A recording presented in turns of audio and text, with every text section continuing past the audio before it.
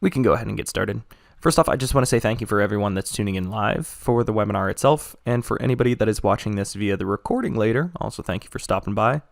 Today we're going to be looking at two different simulation FEA tools, a comparison and contrast of the two tools where one might be chosen versus another, and a very broad strokes overview of the engineering design evolution and how it might start out with back-of-the-envelope calculations, move to more advanced sort of simulation validation purposes, and then eventually progressing to something like Abaqus where you're getting very high-level fidelity in your simulation validation. Before we get into the main content today, I just want to introduce myself real quick. My name is Tom Schlitt. I currently work out of the northern Kentucky side of Cincinnati. But prior to that, I spent a good amount of time in the Southwest Ohio area, first with my Bachelor's of Mechanical Engineering from the University of Dayton, followed by a brief time at the Wright-Patt Air Force Base with the Air Force Institute of Technology for my Master's in Nuclear Engineering. At GoEngineer, I am part of the Structural Simulation Consulting team. Specifically, I like to focus on the rotodynamics and vibration of rotating machines sort of projects. For this, I leverage tools such as the 3D Experience platform, Abaqus, and then beyond that, I fancy myself a little bit of a programmer, so I like to use Python, VBA, C++, and more recently I've been delving into Julia as a programming language, putting this all together, trying to create templated simulation development environments so that I can really speed up my own individual efficiencies. So if that's something that interests you and you want to learn more about that, feel free to reach out with any questions. As an organization, GoEngineer offers a number of different services and trainings as it relates to products that are involved in the engineering design process, whether it's SOLIDWORKS or CATIA for geometry creation, maybe 3D Experience or Simulia for your FEA validation, or maybe you're moving into Stratasys or other sorts of 3D printing for early prototypes for your design. If I were to bundle this all together into one particular phrase for this, we could say that GoEngineer's purpose is to empower the creation of today's products and tomorrow's innovations. We do have a nationwide support with offices in just about every state within the continental United States, and the portion of GoEngineer's profile and product line that I'm most familiar with is the Simulia, but we do offer the entire product line for Dassault systems, meaning CATIA, Anovia, Delmia. But as I said, we're going to be talking mostly about Simulia today and FEA simulations. So lastly, I just want to plug our simulation team here real quick. We have on our team about 20 or so individuals with a broad range of experience. We are US-based and ITAR compliant for our simulation team, and we offer anything ranging from software support to mentorship and individualized trainings, all the way to the team that I'm on, the consulting team, in which we leverage products within the Simulia, Abaqus, and SOLIDWORKS domain. I've got shown here a number of different quick overviews and outtakes from previous projects we've worked on, and these range anywhere from the automotive to aerospace, consumer, defense, energy, and medical industries. The main takeaway here is that if you work with any sort of engineered product, there's a good chance that if you were to reach out, we could help accelerate your analysis capabilities, either through individualized custom training or maybe by leveraging our consulting team. So in today's presentation, we're going to be talking about the engineering design process and how at different points along this path, the tools used to verify a particular design or a particular idea are going to change in accordance with the sophistication, the complexity, or the maturity of the design. In the early stages of a design, back-of-the-envelope calculations based on industry standards or prior experience can be very helpful in fleshing out the possibility of whether or not a design would even work in a particular environment. Then, as the geometry starts to take shape, the user is then able to leverage tools such as Finite Element Analysis to quickly understand whether or not the shape that they have chosen is going to perform in accordance with the loading scheme that they're looking at. SOLIDWORKS Simulation is a great tool for these preliminary FEA studies. However, you'll eventually reach a certain top-level threshold of the complexity that can be represented within SOLIDWORKS Simulation. Over the course of this presentation, we're going to be talking about when you do hit that upper level threshold and when you should upgrade to more sophisticated tools such as Abaqus. So to start things off today, we've created a comparison matrix between the two sorts of FEA softwares to really get a top-level overview of the differences between the two. If you want to take a screenshot, this is where you would take it, and this would be like your one screen takeaway from everything from today. Essentially, the argument that I would like to make is that SOLIDWORKS is primarily for a designer who wants to leverage the power of FEA to create a more informed design environment, whereas Abaqus is really geared towards an analyst, So, depending on where you want to spend the majority of your time in any given workday, it's going to influence the kind of tool that you use. If you are focused mostly for the integration with CAD, then SOLIDWORKS has everything behind one GUI, and it's very helpful. But if you really want fine detailed control over all of the solvers and all of the individual options to the solvers, Abaqus is going to be where you get that sort of control. So knowing this right off the bat will directly influence which tool you're going to be going towards. And over the course of this presentation, we're going to get into more of these smaller categories and the comparative difference between the two. Now we're going to transition to talking about some individual differences between the two software and how they approach particular portions of the FEA process. Within Finite Element Analysis, a common way to look at the problem is through a schema of MSR, is the acronym for it. First being model, then being scenario, then the results.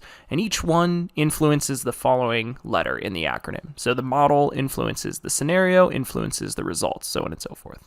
What's very key to understand is that if you have a very good mesh, your likelihood of having a good set of representation for loads in the scenario and the results will be good. But if you have, say, a very poor mesh, the likelihood of you being able to resolve particular forces is a lot lower, as well as your results are probably going to be less trustworthy if you have a very poor quality mesh. So, one very key piece for us to talk about today is the mesh generation, the M in the model. Within SOLIDWORKS Simulation, you have the ability to discretize your CAD geometry into a combination of 1D beam elements, 2D triangular surface elements, and 3D tetrahedral elements. And these come in both the representations of first order or linear or draft quality, as known in SOLIDWORKS simulation terms. The second is second order or quadratic elements, and you can see a representation of the two over on the right. For the most part, SOLIDWORKS tends to use automatic mesh generation with some cases for local mesh refinements if you wanted to, say, add in additional controls for the number of elements through a particular fillet, or if you wanted high resolution around areas of high deformation. These are ways in which we can change the automatic mesh generation to be more compliant to our individual scenario needs. So transitioning now to Abaqus, everything that I said on the previous slide is still applicable. 1D beam elements, 2D triangular, and 3D tetrahedral are still available within tools for pre-processing, such as Abaqus CAE, but we also unlock the ability to represent geometry via quadrilateral and hexahedral elements, which can be very, very important as it relates to creating symmetrical and very structured meshes. In general, if you have a sort of symmetric response, or you anticipate a symmetric response, it's important to create a structured mesh so that we don't bias our results with the way that we're setting up the simulation. More on that in just a little bit, but in general, the takeaway is that the more control you have and the more ordered your mesh is, likely the better results you're going to get. And you're going to be getting information about the physics itself and the geometry itself, and not necessarily the mesh and its influence on the results. Similar to SOLIDWORKS simulation, we have both linear sort of draft quality elements as well as quadratic or high quality elements. Abaqus CAE typically uses automatic mesh generation for its tetrahedral-based meshes, but for the hexahedral-based meshes, the user typically is taking their geometry and trying to break it down into partitions, into smaller, more fundamental pieces, so that automatic sweep meshes can be used for the generation of the hexahedral elements. It takes a little bit more effort than a quadratic element, but the payoff is immense, especially when you get into large sorts of multi-body assemblies and things of that nature. The computational savings you get by using hexahedral elements can be very powerful. Additionally, once you have your mesh set up, you can dive into the wide library of element types that are available within Abaqus to modify the shape function and the individual properties of your hex elements to suit your individual needs. Whether it's a reduced integration because you're trying to get a faster computational time, or you need a hybrid sort of approach that takes into account incompressibility or things of that nature. There's a wide variety of elements that can be used to specify exactly how you want your elements to behave in your simulation. But in general, hexahedral elements tend to be more computationally efficient and tend to allow the user to create a more symmetrical sort of response, and ultimately drives to fewer elements to create a representation for the same amount of physics. However, it takes a little bit more thought into the creation of the mesh itself, but for certain scenarios, that can be very powerful. And I was talking about how the mesh directly impacts the sorts of results that you can gather, and you can see this pretty well with the results that you're seeing here. I've got two jello cubes, I'm going to call them, very soft rubbers that were dropping from a known height. And as they drop, they impact on this rigid floor. And you can see that primary stress wave reflects as it moves upwards and counters the inertial force that comes with it. Over on the right, with the structured mesh, you can see that it maintains that sort of symmetrical sort of output and input, and you can see the coherence and decoherence of the stress waves as they're going back and forth and constructively and destructively interfere with each other, creating these little pockets of high stress versus low stress, and it periodically switches throughout the course of the simulation as it rebounds. I can't necessarily say the same thing on the left with the structured tetrahedrals. While it might get to the close to the same sort of result, it doesn't have nearly the same sort of field output between the two of them, and then it's largely due to the less structured approach that the tetrahedrals have with them along the way. All this is to say is that meshing considerations will directly influence your results that you gather, and if you are very much so interested in having high fidelity and high correlation with your intuition, having the controls available with Abaqus can be very helpful. Now we're going to talk a little bit about material models. In SOLIDWORKS Simulation, the majority of the user's time is spent within the engineering database, which is a great tool for fast prototyping of common materials. Your common blends of stainless steel, cast iron, maybe some copper, a titanium, things of that nature that are pretty common within the engineering world. If, however, you look through the engineering database and you don't find a material that matches exactly what you're looking for, maybe it's a particular yield strength for your aluminum or your steel, you can create your own user-defined material properties, and these can range anywhere from your linear elastic to your nonlinear hyperelastic, and it covers a good portion of what an FEA analyst might need. However, there are some limitations that eventually kind of necessitate the drive towards Abaqus, which has a much more vast capabilities and the number of algorithms available for the materials within the material model library. However, the biggest difference is with Abaqus, the user is much more intimately related to their materials. Spoken in another manner, there is no engineering database that comes preloaded with the software. The user has to make every single material. However, once they make the material once, they can save it to their own custom material library, and every time they relaunch the program in the future, they can check that same material in and out over the course of, the future simulations they make. So it allows for the reproducibility if your company has a particular grade of steel that they like to use for all their weldments or for all of their particular gussets, it's a particular rubber. You can have that reproducibility, but you will have to create the user-defined material from the beginning. If you are a SOLIDWORKS simulation user, or if you know your way around MATWeb, it's pretty easy to find all of the material properties you need. For the most case, if it's a linear elastic, all you're going to need is going to be your Young's modulus, a Poisson's ratio, and a density for the material, and you're good to go. But if you want to get into the much more advanced sort of cases of material nonlinearity, you can then look towards damage accumulation, things like fracture mechanics, and element deletion, such as what is shown on the right, or potentially discrete element methods, such as, DEM and SPH, which stands for smooth particle hydrodynamics. Shown on the right is the element deletion I was referring to, which is available in Abaqus Explicit. Essentially, in this Sharpie impact test, we have an increase in the amount of stress that is being built up within the elements near that center notch.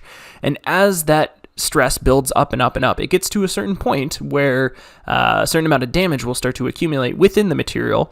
And then once a certain threshold is hit, then those elements will just blip out of experience, and they will no longer be considered within the domain of the simulation, thus creating some pretty sharp non-linearities in terms of the stiffness that the bar would be able to create. And this is going to be representative of, say, a certain amount of the material spalling away, or maybe it's a certain amount of material just cracking.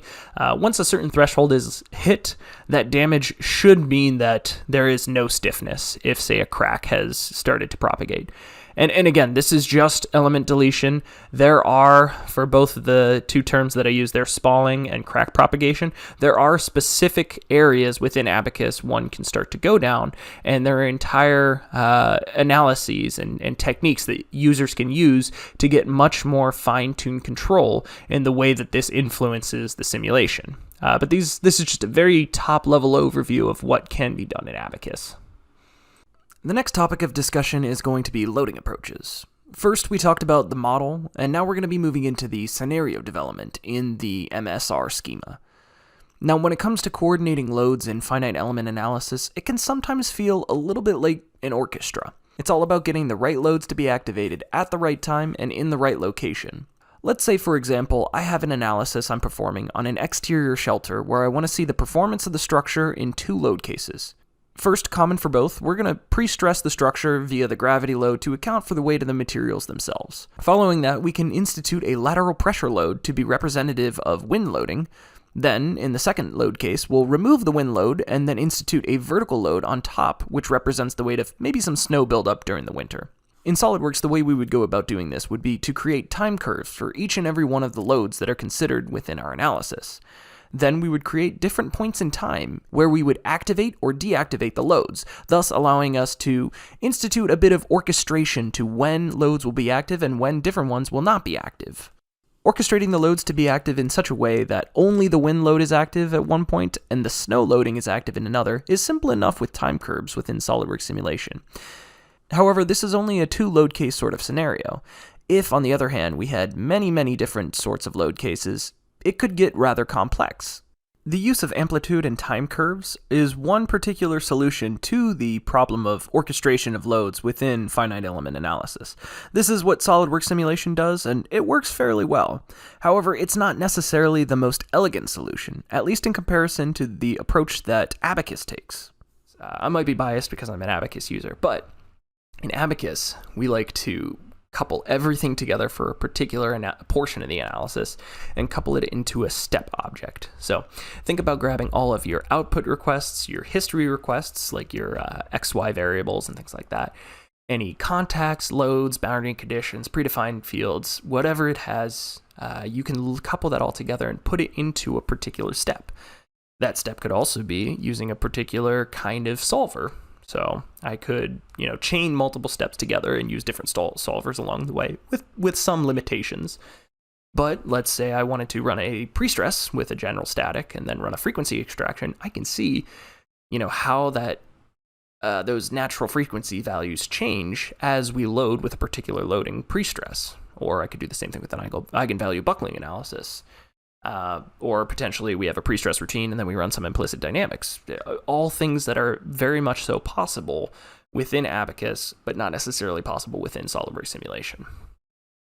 Additionally, because of the way that Abaqus compartmentalizes the step objects, we have the ability to request restart information for the majority of the kinds of steps that we do. There are some limitations, but what this allows us to do is restart analyses and pick up right where we left off, skipping over all of the previous steps. Shown in a different way is this slide, where we have a completely hypothetical sort of pre-stress and load case scenario where we've got pre-stress routine 1, load case 1, pre-stress routine, load case 2, pre-stress routine, load case 3, all of which is done in SOLIDWORKS Simulation. And in this case, it would lead to about a 30 minutes total solve time if each particular analysis took 5 minutes. Again, completely hypothetical. If instead we utilize the ability to do restart information, we can speed up the total time to answer with Abaqus and just do the pre-stress routine once. So we run the pre-stress routine once, and then we restart load case 1, 2, and 3 from the pre-stress routine and skip having to do the pre-stress routine 3 times. And this is just if we were doing this in serial execution. If, say, if we had enough cores or enough credits in our particular install of Abaqus, we could theoretically run the pre-stress routine once and then launch load case 1, 2, and 3 simultaneously, assuming we have the proper setup. And we could get our total solve time down to about 10 minutes of user time. All of this is very powerful when it comes time for speeding up some very complex and very time-intensive sort of analyses. Now, on the previous slide, we were able to see that, yes, we could increase our computational efficiency by running a restart analysis. And for a 5-minute pre-stress routine, sure, it saved us a little bit of time. But let's say instead we have a 20-minute pre-stress routine where it is a significant chunk of time and, there's a lot of geometric nonlinearity, maybe a lot of contact, just a lot of complexity that needs to be resolved. If it takes longer for the pre-stress routine, the benefit only gets better if we don't repeat ourselves. In this particular case, we get a 2x increase in terms of our time to answer, or our total solve time, as 35 minutes for Abaqus as compared to 75 minutes for SOLIDWORKS Simulation. Now again, these are completely hypothetical time estimations, but you can see the power of not repeating ourselves. So now we're going to talk about some particular kinds of analyses in which Abaqus has a lot to offer as compared to SOLIDWORKS. Specifically Explicit Dynamics, because I think they have some of the coolest animations. Shown on the right is a phone drop test where it's kind of popping out of the rubber phone case that it's sitting in. So what shows here is that we can show nonlinear hyperelastics as the sort of, outside material. We can show that it's dropping. We can see some of the later times after the drop itself with its rebound. And if we really wanted to, we could add a gravity load and go to the second bounce. But normally your peak acceleration is going to happen after the first bounce. But all this is to say is that Abaqus really is the industry leader, or one of the industry leaders as it relates to explicit dynamics, specifically for extreme deformation, material failure, deletion. Like in this, if we wanted to, we could throw in material property for the glass and say once it gets to a particular strain energy, or if it gets to a particular stress value, we can institute some crack growth or a material failure or something like that. And we could see the development of these very problematic sort of scenarios within our simulation and potentially design around them before we get to any physical prototypes. SOLIDWORKS Simulation, on the other hand, has drop tests, but it's mostly rigid materials, no virtual connectors, and there are some pretty decent shortcomings in high strain rate materials. If you're trying to do explicit dynamics, we're going to recommend Abaqus almost every time over SOLIDWORKS Simulation. Not that SOLIDWORKS Simulation cannot do it, it's just that Abaqus is really good at it. This is the bread and butter of what Abaqus can do. And lastly, I didn't mention on the last slide, but contact modeling. Super great within Abaqus. General contact is 2 button clicks, and you can specify an entire contact domain. What it functionally comes down to is just saying that I want anything that has an exterior surface within the simulation to be part of the contact domain, as compared to going by and clicking each individual surface and saying all of the potential contacts they could have. So in this case, if I were trying to do the specified surface approach, I'd have to look at pin 1, and I'd say that's the main surface. And then I'd click on every single other surface, and in this case, it's 9 other pins, 1 floor, and 1 ball. And that would be 11 different surface contacts for just 1 pin, and then I have to do that for all of the other pins. And you can see how it just kind of grows, very, very quickly over time. And it's very inefficient from a pre-processing standpoint to have to do that individually, which is why we like to use general contact as much as possible. It's more accurate, it has better results for matching reality, and it's a lot simpler to set up. SOLIDWORKS Simulation has something similar, the global contact, but it's a little bit less flexible than general contact. There are some limitations on, initial distances and the sort of, penalty methods that can be used for enforcing that normal contact. Whereas Abaqus, you can have both linear and nonlinear penalty, tabular pressure over closure relationships, or Lagrange multipliers. You have more flexibility in that. In general, my sort of experience with general contact or global contact within SOLIDWORKS Simulation is for nonlinear analysis. It can be great for setting up a large amount of bonded relationships between different parts, but for general contact, it can be a little bit restricted in the same, not in the same way that Abaqus can do it. So let's say you're an analyst and you've gone through all of this and you've added a lot of complexity into your model. You've got a high strain rate, high energy density, lots of contact, things like that. That analysis is going to get pretty high and pretty beefy. It's going to be some pretty long solve times. If you're trying to do that in SOLIDWORKS Simulation, you might run into all of the limitations we said before that are going to limit your accuracy, but you're also going to run into the issue that SOLIDWORKS Sim's parallelization benefits plateaus pretty quickly, especially at a relatively low core count, at least in comparison to Simulation and Abaqus. On the contrary, Abaqus is designed for the idea of parallel or distributed computing, either with multi-CPU workstations, HPC clusters, cloud compute environments, you name it. There are ways in which you can do distributed computing in a way that is going to speed up your productivity. Parallelization is integral to what Abaqus has to bring to the table, specifically with the explicit solver.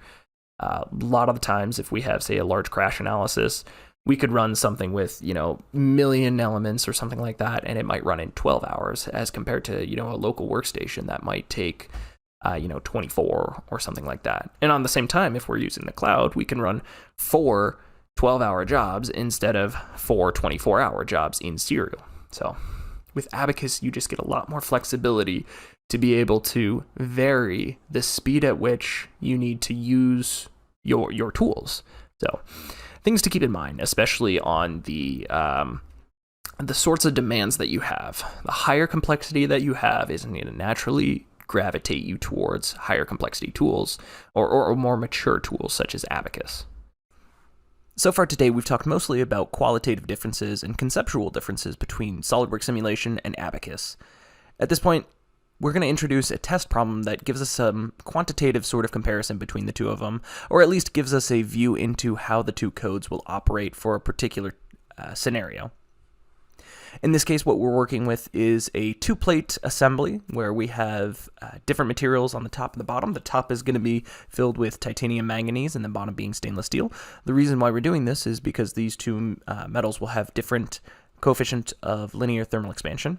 But then beyond that, we have these little circular bolt holes on the 4 corners. In those, we're going to put in virtual bolts with a 500 Newton preload in order to establish some initial contacting pressure between the two plates themselves. I mentioned contact. Abaqus will be using general contact, whereas SOLIDWORKS will be using its version of general contact, global contact. And we'll be able to see a little bit of a difference of the two implementations. And lastly, I mentioned a difference between the two metals as it relates to their coefficient of linear thermal expansion. This is going to come into play when we start to ramp the temperature from room temperature down to negative 100 Celsius in an adiabatic manner. And the reason why we're doing this is we're not necessarily going to explicitly account for heat transfer between the parts, nor are we going to account for the specific heat. We're just looking at the sorts of contractions that might come about when we start to go down to a lower temperature.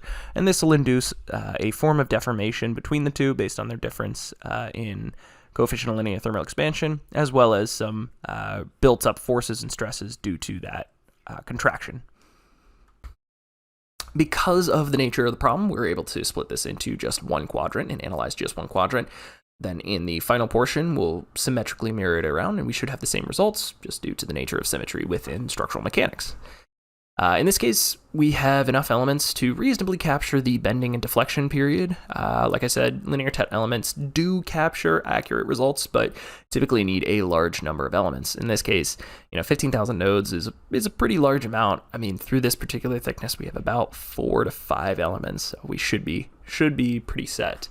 If we in the actual blog associated with this test problem, we did run a mesh refinement, and at about 2.5 millimeters is when the difference between high quality and linear quality starts to come around to the same sort of conclusion.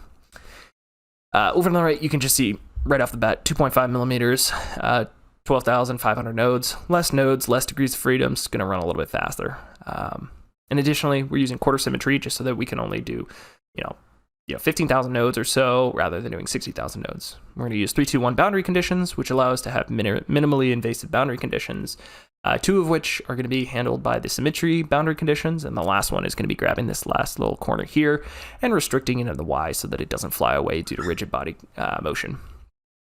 In order to have the same sort of results between the two of them, we're going to use the same material properties from the SOLIDWORKS Simulation Engineering database. Like I said, titanium manganese on the top, 316 stainless steel on the bottom. The bolt is going to be a little bit different based on the different methodologies available and the tools available for us within SOLIDWORKS Simulation and Abaqus. On SOLIDWORKS Simulation side, we're going to be using a rigid coupling and single connector element between the two of them. So that's this little spider web coming up to the top of the bolt, and then a single connector element. It is deformable, but the influence between this, the nodes around here, and this are going to be sort of rigid between the two of them. For Abaqus, on the other hand, we're going to be using distributed couplings, and then we're going to be using a deformable beam mesh filled with material properties for 316 stainless steel, and the original circular profile within the beam mesh is going to be representative of the whole in that it, occupies its space within. It's going to allow for some local deformation, but the best benefit with the beam mesh is with this beam mesh, we allow for beam to solid contact, as well as the application of the material, which allows us to have coefficient of linear thermal expansion applied to the particular shank. So it's going to be able to expand and contract as necessary. And then, like I said before, I'm going to put a bolt connector in there for both of them, and we'll preload it with a tensile load of 500 newtons in order to get some squishing of the plates as a pre-stress for the scenario itself. So now we've pre-stressed it and we've cooled it down by 100 degrees. It's now at negative 100 centigrade, and we're seeing this sort of convex shape approaching, which makes sense. The stainless steel has a higher coefficient of linear thermal expansion, therefore it expands faster, and it kind of pulls away and it creates this, reverse Pringle maybe-ish shape. And right off bat, you can see the difference between the two of them. Abaqus tends to follow the nature of the profile a little bit more cleanly. You can see that it's not exactly circular as compared to with SOLIDWORKS. In this case, it follows the slightly rectangular shape, so it follows the aspect ratio for the global part itself, instead of just creating this circular dimension itself. So that's already a difference right off the bat, but the maximum reported, it's about the same, but it's slightly different. So like we're looking at 0.32, 0.35 as roughly the maximum as compared to 0.36. And additionally, if we zoom in a little bit closer, we can see some further details that cause a difference between the two of them. As I mentioned before, we have beams to solid contact included in Abaqus General Contact, but it's not included within SOLIDWORKS Simulation. Therefore, on SOLIDWORKS Sim, it's just looking to see if those two faces are, pressing up against one another, as seen with the contact pressure shown here. But when we pull the same value on Abaqus, you can see that the contact pressure is localized just to this particular edge where the beam to solid interaction is happening. And that makes sense. The beam and the shank occupy physical space, therefore we should see a very high stress rise in that particular area because, it's trying to move and it's going to run into some issues, and it's going to be a pinch point. This could influence our end result, whether or not we have that pinch point and it rotates about that. It might, add a particular deformation that causes a contact pressure to leak on a particular area somewhere else, and therefore a gasket fails. And that sort of issue might be able to be picked up by Abaqus, but in this particular case, because SOLIDWORKS doesn't consider that beam to solid contact in this implementation, we wouldn't get the same sort of result. So all this is to say is that subtle difference in the way that we set up the problem can change our end result, whether or not we declare it a fail or a pass. And again, if we look at this from a different direction, because that bolt occupies physical space and has influence in the contact domain, you can see that the bolt misalignment between the two, scaled by 100x, is a lot less pronounced within SOLIDWORKS, or within Abaqus. In SOLIDWORKS, you see a pretty decent amount of bolt misalignment. Of course, it's probably only